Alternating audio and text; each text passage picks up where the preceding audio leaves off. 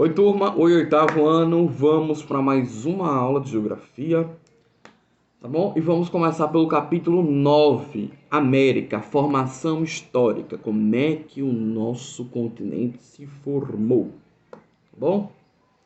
Então vamos lá. Antes da chegada dos portugueses existiam grupos, né? Os principais povos pré-colombianos, existiam vários. Olhem na página 126, alguns.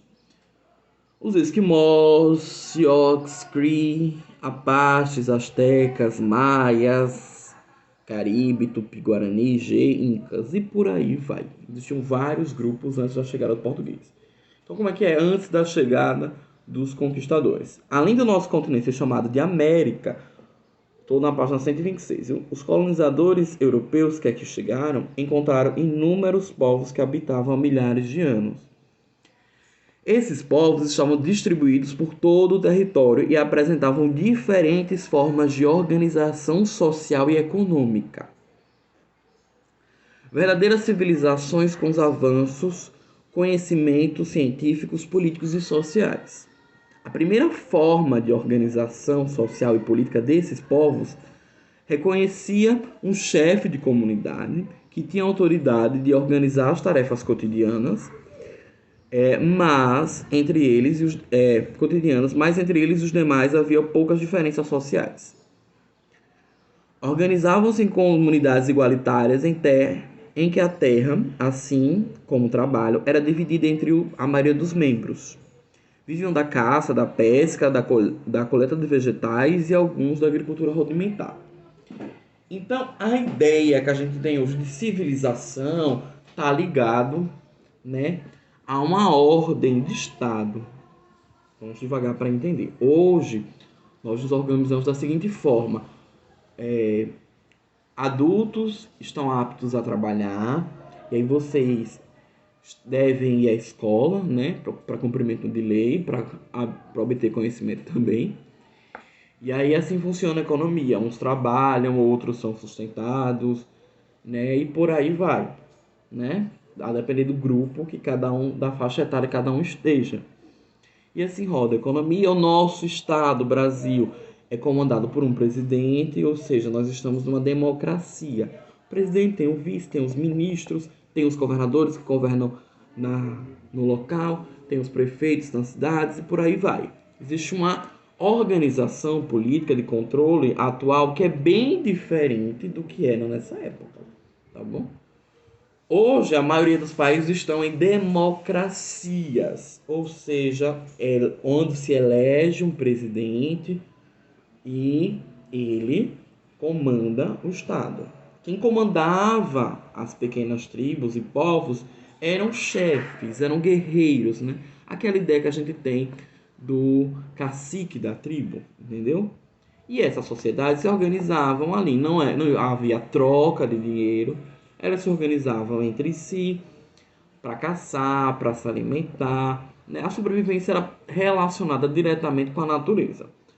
As sociedades que nós vamos estudar hoje, elas eram bem complexas se a gente for comparar aos nossos índios. Não é que os índios eram mais simples ou eram burros, não é essa a questão, tá? Então, o modo de vida que era diferente. Os índios, eles eram, os nativos brasileiros, né? Eles eram mais simples na sua produção, não existia tanta troca com outras tribos, tá? Existia guerra também, né? Eles não eram exatamente pacíficos, também existia guerra. Porém, a relação era total com a natureza e muito fechada para sua própria tribo. Tanto que cada um falava sua língua, tinha seus próprios hábitos e culturas. As três civilizações, que é o nosso foco, eram bem mais complexas. Tá? A relação também era com a natureza. Também não existia o dinheiro, exatamente dito, mas existia uma troca comercial com outros povos. Tá? E a arquitetura era bem mais elaborada e por aí vai. Eles tinham recursos e técnicas que nem o europeu tinha. E eles ficaram bem assustados quando viram que esses povos aí que eles não conheciam tinham mais tecnologia do que eles. Tá bom? E aí vamos para... Na página 126 tem uma imagem dos indígenas e antes da chegada dos europeus, né? Vamos ler aqui essa página 127 agora. América pré-colombiana. É o período histórico compreendido entre os primeiros vestígios da presença humana na América e o descobrimento europeu, né, cujo marco é a chegada do navegador Cristóvão Colombo no ano de 1492, né, que diz respeito também ao desenvolvimento de três grandes nações, relativamente complexas quanto à significativa organização político-social e econômica, que são o nosso foco de hoje: as maias, astecas e incas. Com a economia baseada na agricultura, essas três civilizações organizavam-se em cidades, onde o comércio era estruturado. Dominavam também conhecimentos na arquitetura, na matemática, astronomia e fundição de ouro e prata. Eles estavam muito avançados. Olha, essas sociedades, elas resistiram à descoberta europeia, né? Então, a gente sabe que Estados Unidos e Canadá foram descobertos pela Inglaterra e também a presença da França no Canadá, que o Brasil e todos os outros países da América Latina foram descobertos por Portugal, no nosso caso o Brasil, e Espanha e os demais países. Então, houve sim uma resistência de todos os povos dessa entrada do europeu. A questão é que o europeu estava mais equipado para a guerra do que os outros, povos. E aí acabou que os povos foram dizimados. Seja por esse confronto direto, ou seja até mesmo pela questão que o europeu ele trouxe doenças que não existiam aqui na América. Tá bom? Então, o povo pré-colombiano ele não estava preparado, não tinha imunização suficiente para algumas doenças que já eram comuns na Europa, né? E essas doenças acabaram também dizimando os povos pré-colombianos. Vamos conhecê-los gradativamente, devagarzinho. Vamos começar pelos maias, tá bom? Os maias, a origem da civilização maia está em um grupo de agricultores que, instalados na península de Yucatán, começou a construir grandes cidades na selva entre o século 4 a.C. e o século 9 depois de Cristo. Olha quantos séculos a civilização maia estava presente, e até mesmo antes de Jesus Cristo. O que é que isso significa, né? A mais antiga de todas, tá bom? Conhecido como os maias, esses agricultores organizavam-se em cidades-estados. É como se fosse estado mesmo pra gente, né? Estado, Sergipe, Alagoas, por aí vai. Isto é, cidades soberanas e autônomas, com uma estrutura política centralizada, ou seja, tinha um líder. Cada uma delas era governada por um chefe, o verdadeiro homem, né? Assistido por um conselho que incluía os principais chefes tribais e os sacerdotes. O Batabi era o chefe civil da cidade e o Nacon, o chefe militar. Então, poder centralizado, e aí cada cidadezinha tinha o seu chefe, como se fosse o presidente e os governadores, tá bom?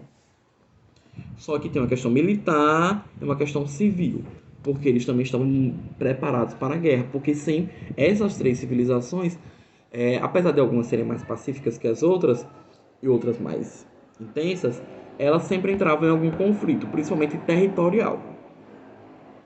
A sociedade maia estava rigidamente dividida em três classes, em três castas. Tá bom? Isto é, indivíduos que nascem em uma determinada família real pelos ocupantes dos principais... vamos de novo.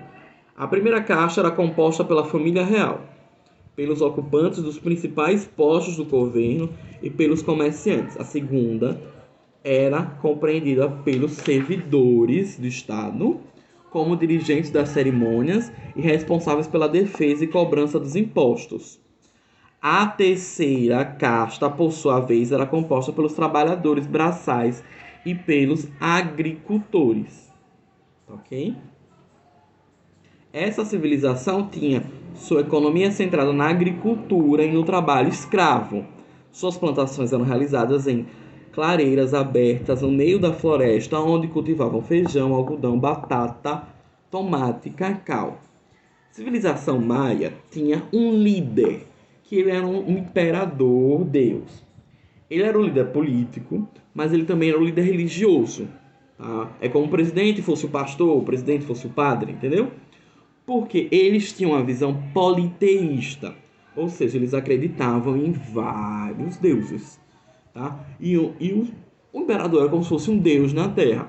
Então, eles, né, os maias, deveriam obediência política e religiosa ao imperador, entendeu? Então, a gente não está vendo um Estado laico, a gente está vendo um Estado onde religião, Estado, poder militar, social, econômico, era tudo misturado nos maias. E aí o que acontece? Né? Divisão de três castas. Né? A gente sabe que casta como se fosse a etnia, mais ou menos isso. Só que tem a ver com a origem, em que família você nasceu. Se você nasceu na família do imperador, você é da primeira casta. Tá? Ó, money, money, money, money. Você tem alguns privilégios. Se você nasceu ali entre os servidores, os comerciantes, você é da segunda casta, meio, meio, assim. E se você é trabalhador braçal, trabalha na agricultura, é escravo, terceira casta, ninguém liga pra você, tá? É a pior casta de todas. Ok? Os maias, eles acabaram desaparecendo um pouco antes da chegada do europeu. O que deixa claro que existiram os maias de fato é a escrita. E a única civilização que desenvolveu a escrita foram os maias. Ok? Então, o fato de terem desenvolvido a escrita foi possível achar, né, aí alguns registros da existência dos maias. Então não houve um confronto direto com os europeus. É o único que não teve confronto direto. Tá bom? Eles eram muito ligados à questão da astronomia, da visualização de outros planetas, visualização de eclipses. Né? É o único deles aí que já conseguiam fazer essa leitura, né? Eclipse, eles desenvolveram calendários, calendoscópios, né? Eram bem ligados à astronomia. Isso que a gente estuda em geografia e ciências, né? Eles já dominaram. Gente, é uma civilização que surge no século IV a.C. Tá bom? E já desenvolveram coisas que a nossa ciência estava pensando até um dia desse, que é a observação de planetas, tá bom? Isso é muito superior aos gregos, por exemplo, mas a gente acaba destacando muito os gregos, mas eles são muito superiores aos gregos nessa questão da astronomia. O fato dos maias terem desenvolvido um calendário deu uma tremenda confusão, tá bom? Hoje em dia. Então os maias lá, né, desapareceram muitos anos atrás. Aí eles foram fazendo, eles tinham escrita, eles foram fazendo aquelas placas que a gente vê assim, filmes bíblicos de repente, de pedra com os calendários. Fizeram e deram uma paradinha aí. Nesta paradinha começou a confusão. Por que começou a confusão? Porque as pessoas acharam que o último calendário, as pessoas de hoje, acharam que o último calendário maia significava o fim do mundo. Porque eles eram muito ligados à questão da astronomia, né, da leitura de planetas, de observavam eclipses já. Então começou a confusão, o mundo vai acabar porque é uma previsão dos maias.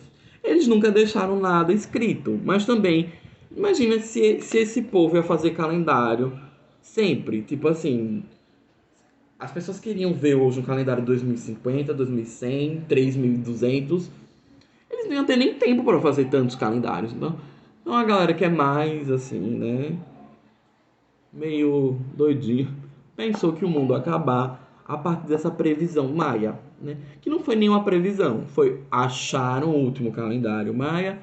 Pronto, então se é o último calendário maia significa o fim do mundo. Não, gente, é porque eles também não iam fazer calendário, né, para todos os anos. Também isso é meio loucura, tá bom? Então, eu quero agora que vocês anotem algumas características dos maias. Então, peguem um caderno e façam as anotações do que eu vou falando. Tá? Vocês vão botar lá, maias desapareceram antes da chegada dos europeus. Primeiro ponto.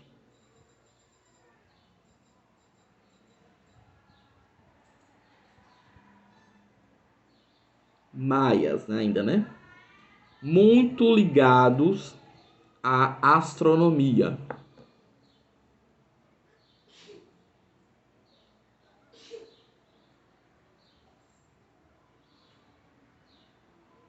Observavam planetas e eclipses.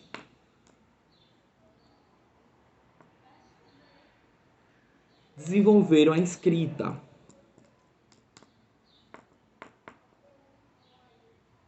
Eram comandados por chefes guerreiros, tá bom? Essa aí que vocês devem anotar sobre os maias, para ajudar vocês, algumas características. Na próxima aula eu entro com os astecas e com os incas, ok? Então até lá.